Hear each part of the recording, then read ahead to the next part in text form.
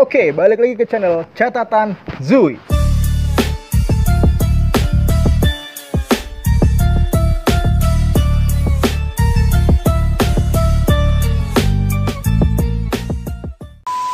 Ya, kali ini gue bakal bahas tentang seorang yang beberapa minggu, beberapa bulan kemarin, bahkan beberapa tahun kemarin sampai dengan saat ini deh, doi ini selalu viral karena cara pola berpikir yang memberikan edukasi terhadap masyarakat. Ya, gua bakal bahas tentang Jering SID. Ya, Jering ini adalah seseorang yang tergabung dalam suatu band, yaitu Superman is Dead. Semua orang pasti tahu dong, apalagi fans-fansnya Superman is Dead, Crusader, Lady Rose, semua kenal ya. Ya, Jering SID ini beberapa waktu kemarin sempat mengalami problem hingga si Jering ini ditahan oleh polisi. Hal tersebut diawali dengan ungkapan-ungkapan si Jering yang menyatakan bahwa pandemi ini adalah sebuah konspirasi. Heho guys, jangan lupa subscribe guys. Yuk. Jering meyakini pandemi ini adalah rekayasa yang dibangun untuk memberikan ketakutan terhadap masyarakat, di mana semua yang terjadi pada saat pandemi ini adalah hal yang dilebih-lebihkan. Kreativitas berpikir Jering membuat masyarakat semakin berpikir ulang tentang semua kalimat yang dikeluarkan oleh Jering. Makanya gue bilang tadi, secara nggak langsung Jering memberikan edukasi terhadap masyarakat-masyarakat yang ada di Indonesia khususnya.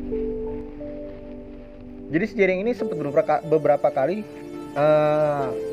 berdebat, atau mungkin kita bahas diskusi deh ya. Sebut saja itu diskusi dengan beberapa orang yang dalam pemikirannya Jering bahwa semua yang terjadi pada saat pandemi ini adalah sebuah konspirasi. Nah, sebelum kita bahas sampai ke sana, kita harus perlu tahu dulu, Jering ini adalah seseorang yang bisa dibilang sebagai orang yang peduli terhadap masyarakat golongan bawah. Atau banyak orang yang menyebut Jering adalah orang yang anti dengan kemapanan. Kehidupan Jering yang selalu peduli dengan orang banyak, selalu peduli dengan orang yang khususnya berada di bawah, membuat orang sedikit demi sedikit menyukai Jering dengan perilaku dan tindakan yang membuat orang lain berpikir, wah ini good, sesuatu yang gak semua orang bisa lakuin gitu. Itu menurut pandangan beberapa orang terhadap Jering. Kalau gue pribadi ya, Jering itu seseorang yang memberanikan diri untuk melawan ketidakadilan. Dia juga seseorang yang mampu memberikan edukasi terhadap masyarakat dengan cara yang asik. Kenapa gue bilang asik? Gue sering denger lagu-lagu Superman is Dead, yang kebetulan beberapa lagu itu ditulis langsung oleh Jering. Dan kalimat serta pesan-pesan yang terkandung dalam lagu itu membuat gue semakin percaya bahwa Jering bukan orang yang sembarangan. Jering adalah orang yang mampu berpikir secara rasional. Banyak orang menganggap segala macam bentuk pemikiran Jering adalah sebuah tindakan anarki dalam berpikir. Ya sah-sah aja sih, semua orang berhak aja menilai dia seperti itu. Bahkan kalaupun gue ingin menilai si Jering seperti itu, ya menurut gue ada beberapa hal yang membuat gue sedikit kontra dengan cara berpikir dia. Tapi gak semua ya. Kayak seperti contohnya, gue lebih suka Jering ketika dia mengomandoi orang-orang untuk membela masyarakat Bali dan melawan aksi-aksi ketidakadilan di Bali.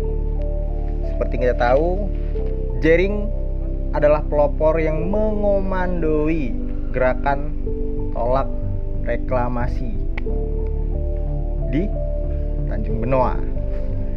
Ya, kita semua tahu ya, Jering bukan orang asing bagi masyarakat ya bisa dibilang masyarakat golongan bawah di Bali.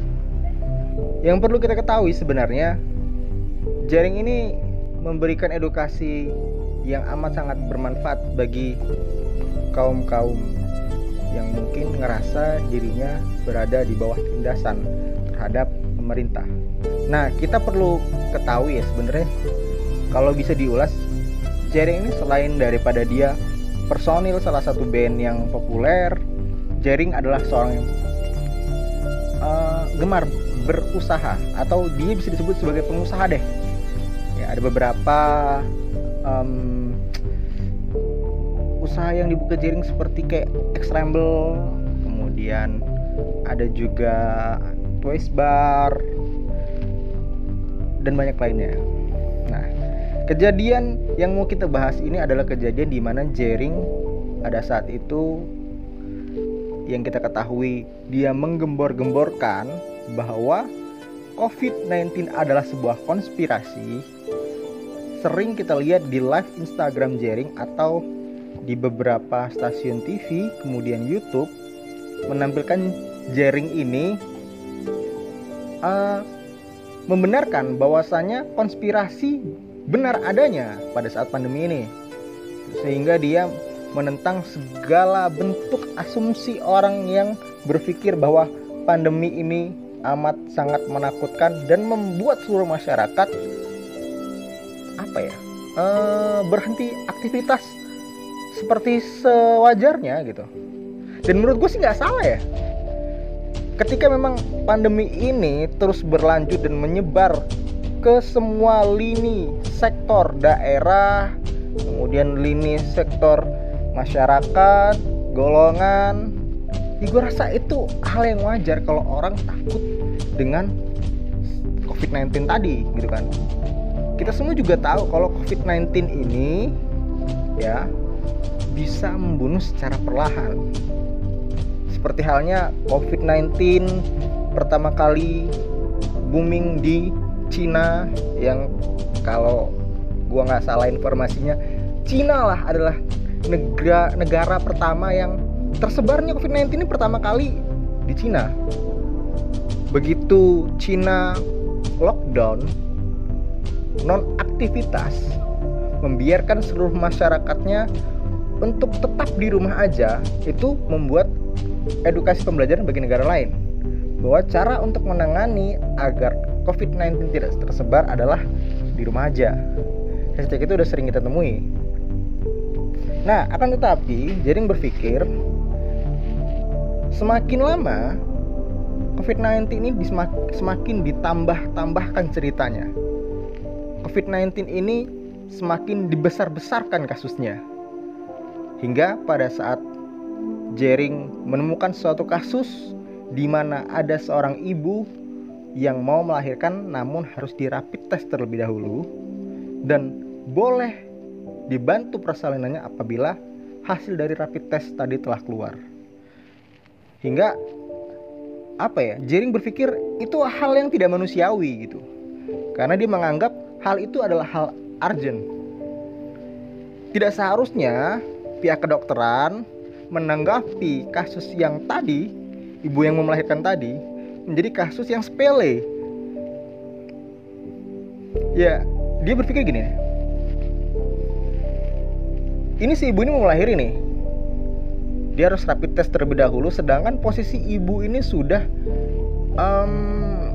bahasanya tinggal brojolnya lagi nih, si bayi ini tinggal brojolnya lagi nih.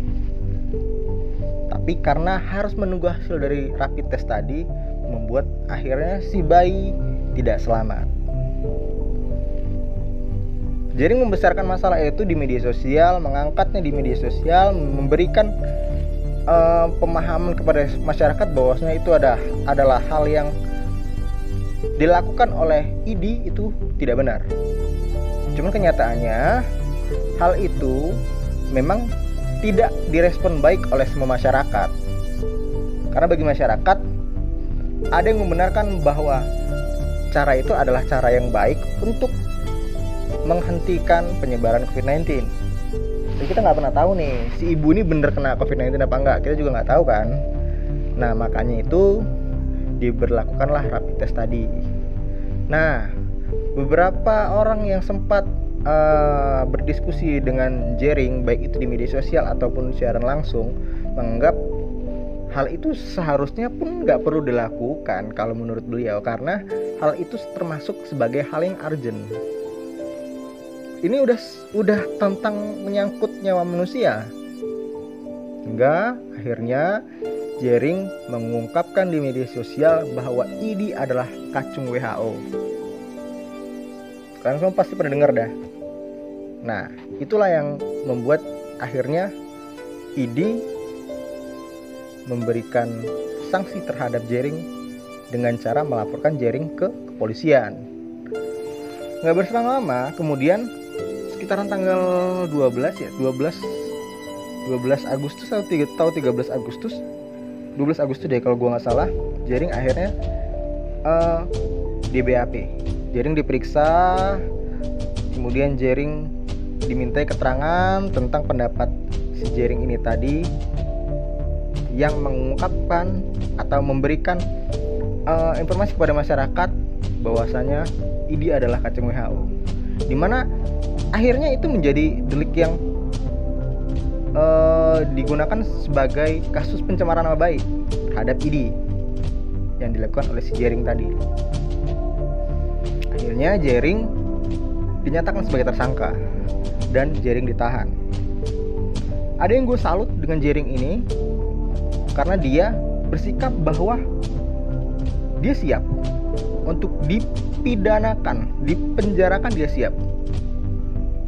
Dengan statement yang membuat gua amat sangat terharu adalah, asalkan jangan lagi ada masyarakat kelaparan dan ibu yang kehilangan anaknya karena hal tersebut. Hal apa? Hal tadi itu. Ibu yang melahirkan harus di rapid test dulu dan boleh melahirkan ketika hasil rapid test keluar. Ya, gue bukan dokter, gue nggak tahu deh ya apakah hal itu mungkin dibenarkan atau enggak ya. Cuman gue mungkin berpikir sama oleh Jering, hal itu adalah hal yang sudah urgent, yang menurut gue harus cepat ditangani dan juga cepat tanggap. Maka gue berpikirnya kalaupun memang itu salah, seharusnya Jering berdiskusi langsung dengan ID. Nah, informasi yang gue dapat juga bahwa si Dr. Tirta pernah memberikan ibarat ungkapan di media bahwa alangkah lebih baiknya Jering dan kuasa hukumnya mendatangi ID langsung dan meminta maaf atas kejadian tersebut. Akan tetapi si Jering bersikeras. Dia tetap menganggap kejadian itu bukanlah kesalahan dia. Nah, karena apa? Dia membela masyarakat. Oke, fine. Gue yakin seorang Jering adalah seorang yang membela masyarakat habis-habisan. Nah, dan gue rasa juga dia memang amat sangat berani. Jering amat sangat berani, gue akui. Dia mampu menerima resiko apapun itu, asalkan dia tetap dengan pendiriannya. Dan dia menganggap kebenaran adalah segalanya. Dan kebenaran menurut Jering adalah hal tadi itu, membela masyarakat yang menurut dia adalah benar. Ya, gue gak bisa menilai sepenuhnya sih. Kalau kalian bisa menyimpulkan sendiri kejadian tersebut, ya bisa komen di bawah. Kalau gue pribadi menyimpulkan hal tersebut adalah hal yang berani, dan gue salut oleh Jering. Kenapa? Karena gue yakin gak semua orang yang berani hingga mempertaruhkan harga dirinya masuk ke dalam penjara untuk membela masyarakat yang gak mampu. Masyarakat gak bisa apa-apa. Ketika pemerintah sudah memberikan statement yang itu menyeluruh sifatnya, ya semua hanya bisa mengikuti aturan. Tapi di sini Jering membantu untuk membuka pemikiran kita sekali lagi bahwa semua yang terjadi pasti ada sebab dan akibatnya. Hingga akhirnya dia mengeluarkan information COVID-19 adalah konspirasi. Untuk lo yang percaya, silakan bisa lo jelaskan kenapa halnya lo percaya. Kalau lo nggak percaya, lo bisa juga jelaskan kenapa nggak percaya di kolom komentar. Karena sekali lagi gue di sini nggak mengundang orang untuk berdebat. Gue hanya ingin bercerita tentang perihal si Jering tadi ini. Yang kalau gue nggak salah, si Jering ini kena Undang-Undang nomor 19 tahun 2006 apa nggak salah ya? 2016 deh. Iya. Ya. Undang-Undang nomor 19 tahun 2016. Nah, tentang ITE ya. Tentang ITE. Gue sempat berpikir sih, kalau gue nggak salah dengar Jering ini sempat kena undang-undang KUHP. Ya, kalau gue pribadi gue mengira nih, menurut pemikiran gue mengira kalau dia sudah kena undang-undang KUHP maka undang-undang itu tidak berlaku dong. Gue nggak tahu bener apa nggak, gue nggak tahu ya. Mungkin kalian yang tahu, kalian bisa komen di bawah apakah gue salah. Dan kalau memang kalian punya masukan yang lebih kalian anggap benar, bisa kalian komen di bawah. Nah, ini gue sempat ngeliat beberapa tweet dari orang-orang yang bisa dibilang dia membela Jering dengan kejadian ini yang membuat Jering harus dipenjara. Banyak beberapa orang yang menguatkan bahwasanya Jering tidak bersalah. Banyak juga orang yang menganggap ya setiap orang yang berbuat harus mampu bertanggung jawab. Fine, itu benar men. Seperti ini, salah satunya @dandi_laksono. Dia menganggap ID kacung WHO dipicu kasus persalinan yang harus tes COVID. Seperti gue ceritain tadi ya, ibu-ibu yang mau melahirkan, mau bersalin kemudian harus tes rapid test tadi ya. Ada yang bayinya keburu meninggal, tak punya biaya fasilitas rumah sakit minim. Ada yang bayinya keburu meninggal atau tak punya biaya karena fasilitas rumah sakit minim. Ini gue jelasin nih. Kalimat yang pertama, ada bayinya yang keburu meninggal, seperti yang gue jelasin tadi. Ibu-ibu mau melahirkan nih, hari ini juga, detik ini juga bayinya udah mau keluar nih. Tapi dia harus rapid test dulu dan menunggu hasil rapid test keluar baru dia bisa dibantu untuk persalinan. Akhirnya bayinya meninggal. Fine, yang pertama. Yang kedua, tak punya biaya fasilitas rumah sakit minim. Lo tau nggak? Semasa pandemi COVID ini, semua orang yang mau berobat setidaknya mereka harus menjalani rapid test terlebih dahulu. Dan yang kita tahu deh, gue nggak tahu ya kalau di daerah kalian ya, berapa sih rapid test di rumah sakit? Gue belum pernah tahu sih informasi jelasnya, sekitaran 300.000 per tes, rapid test. Tak bener atau enggak untuk daerah kalian atau daerah lain, atau mungkin ada yang bisa mengkonfirmasi biaya sebenarnya berapa, gue nggak tahu, bisa komen di bawah ya. Kemudian ada juga kejadian yang orang meninggal belum keluar hasil rapid test, kemudian ditetapkan sebagai COVID. Jadi meninggalnya dia ditetapkan karena COVID gitu. Padahal waktu dia sakit nih, dia masuk rumah sakit nih. Dia masuk rumah sakit, kemudian dia tes rapid. Nah, setelah dia tes rapid, baru dia setengah hari di situ kemudian dia meninggal. Kemudian ditetapkan COVID, sedangkan hasil dari rapid test belum keluar. Nah, kemudian ada pula ini dari kita baca dari @zulpaeko. Nah, sekarang banyak orang pakai masker bukan karena takut COVID, tapi biar tidak berurusan dengan aparat. That's right, gue yakin itu benar. Kemudian lanjut ya, dia mengatakan apakah nantinya COVID-19 cuma menjadi cerita dan kebiasaan baru tetap bertahan. Dan kebiasaan baru tetap bertahan. Nah, itu deh pokoknya. Orang-orang yang tidak setuju dibungkam dan manusia hidup layaknya binatang dan barang. Kalau kalian pertama tadi yang dia mengungkapkan sekarang banyak orang pakai masker karena takut COVID-19, bukan takut karena COVID-19, tapi biar tidak berurusan dengan aparat. Gue sering menemukan di jalan ya, beberapa orang yang dia berkendara motor khususnya, kemudian dia nggak menggunakan masker, kemudian diberhentikan polisi, dia memberikan surat-suratnya lengkap, motornya aman, tapi dia masih dihukum karena tidak menggunakan masker. Ya itu ada baiknya sih, karena apa, kita nggak tahu COVID bisa datang dari mana aja, kita nggak tahu ya, COVID bisa datang dari mana saja. Dan gua rasa memang pihak kepolisian setidaknya mencegah supaya itu menyebar. Oke, gue yakin itu benar. Cuma memang untuk itu menjadi kebiasaan, ya gue kira bagus dong ya. Gue kira bagus dong. Kenapa gue bilang bagus? Ya namanya berkendara nih, debu juga sering lewat. Kita nggak tahu nih debu bisa menempel penyakit apa, kita nggak tahu dong. Tapi setidaknya cara itu juga yang membuat polisi mencoba untuk mencegah COVID-19 tersebar tadi. Banyak foto-foto yang memposting Save JRX, bebaskan JRX atau saya bersama JRX. Poster ini udah banyak di Twitter udah banyak deh. Gue rasa di Twitter udah lumayan banyak, Instagram udah lumayan banyak yang mereka beranggapan JRX tidak salah.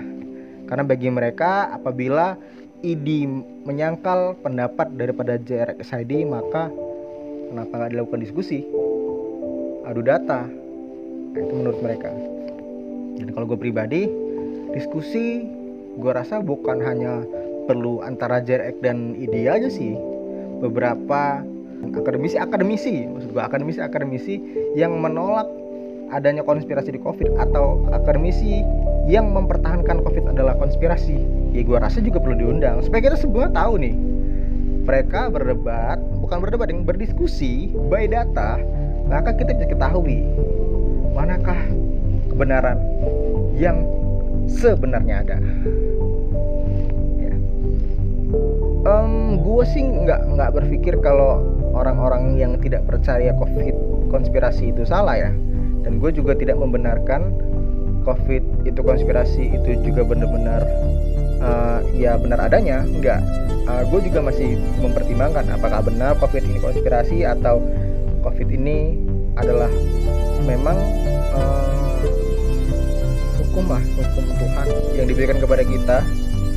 Karena gue rasa sebelum ada COVID ini juga sudah banyak beberapa penyakit di luaran sana yang menyerang manusia hingga mati. Nah, apakah itu juga disebut konspirasi? Gue nggak tahu deh. Karena tujuan gue di sini hanya ingin berdiskusi dengan kalian. Karena apa? Karena gue masih belum cukup pintar untuk menangani hal-hal yang gue rasa itu masih belum masuk dalam otak gue gitu. Jadi gue membahas ini pun hanya untuk berdiskusi dengan kalian. Jika pendapat gue salah, maka kalian bisa bantu benarkan. Apabila gue itu berpikir rasional menurut kalian, juga jangan pernah ditelan dengan mentah-mentah. Karena gue rasa pengetahuan yang baik adalah pengetahuan yang kalian cari tahu sendiri, dan bukan berarti itu dari gue gitu kan. Ya mungkin sekian video dari gue. Gue rasa gue cukup berterima kasih buat kalian semua yang sampai dengan saat ini masih nonton video gue. Gue akhiri. Selamat malam dan bebaskan JRX.